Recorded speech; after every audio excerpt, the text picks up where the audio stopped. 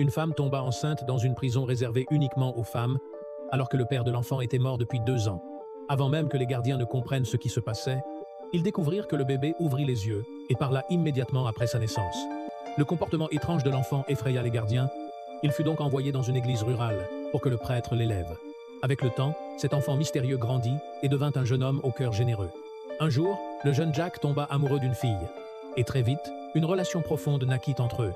Lorsque le prêtre remarqua que son fils adoptif avait une petite amie, il soupira en réalisant que Jack avait grandi et décida de lui acheter une voiture.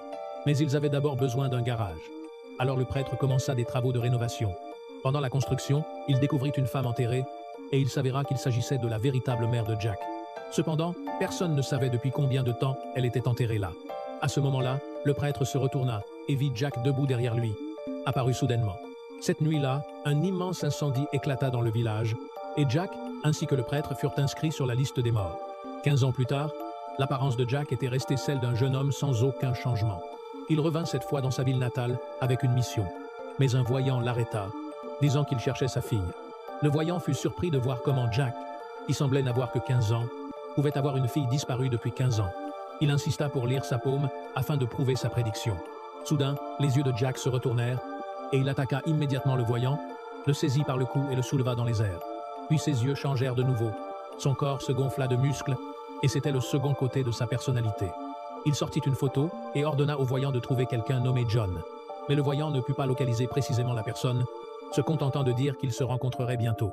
Convaincu par la réponse, Jack lui permit de lire sa paume. Mais l'instant suivant, la main que le voyant tenait se transforma en une autre main de Jack, et le voyant fut tué.